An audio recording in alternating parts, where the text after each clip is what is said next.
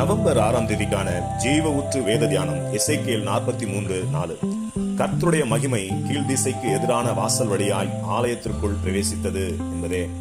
இங்கே ஆலயம் என்பது நம்முடைய கர்த்தராகிய இயேசுவால் ரட்சிக்கப்பட்ட ஆத்துமாக்களை குறிக்கிறது. இங்கே குறிப்பிடப்படுகிற வாசல் கீழ்த்திசைக்கு நேராக இருக்கிற வாசல். இந்த வாசல் வழியாகவே ஆலயத்திற்குள் கர்த்தருடைய மகிமை பிரவேசிக்கிறது.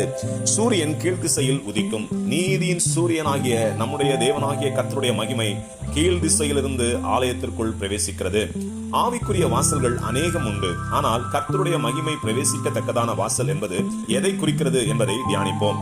நம்முடைய தேவனாகிய கர்த்தர் துதிகளின் மத்தியில் வாசம் செய்கிறவர். அவரை உள்ளத்தின் ஆழத்திலிருந்து துதிக்க துதிக்க அவருடைய பிரசன்னம் நம்மை நிரப்பும். அவருடைய மகிமை நம்மை மூடும்.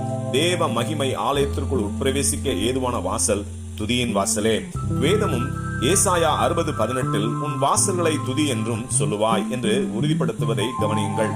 இந்த துதியின் வாசல் எப்போதும் மூடப்பட்டிருக்க கூடாது. துதியின் வாசலுக்கு கதவு என்ற ஒன்று இருக்கிறதென்றால் ஆவியில் உண்டாகிற சோர்வுதான் கதவாக இருக்கும். ஆகவே சோர்வுக்கு இடம் கொடுத்து துதியின் வாசலை அடைத்து போட்டால் கர்த்தருடைய மகிமையை பிரசன்னத்தை இழந்து ஆலயம் களையிழந்து போகும். ஆகவேதான் சங்கீதக்காரர் சங்கீதம் 34:1 கர்த்தரை நான் இக்காலத்திலும் சோதரிப்பேன், அவர் துதி எப்போதும் என் வாயில் இருக்கும் என்று கூறுகிறார். நம்முடைய சூழ்நிலைகளை, பிரச்சனைகளை, போராட்டங்களை காரணம் காட்டி கர்த்தரை துதிக்காமல் போனால் நம்முடைய ஆத்துமா தேவ மகிமையற்றதாக மாறிவிடும். நாளடைவில் கெட்டு போகும். ஆகவே ஆனந்த தைலத்தால் நிரம்பியவர்களாக தேவனை எப்போதும் துதித்து ஸ்தோத்திரித்து தேவ மகிமை நிரம்பிய தேவாலயமாக வாழ்வோம். ஆமேன். அல்லேலூயா.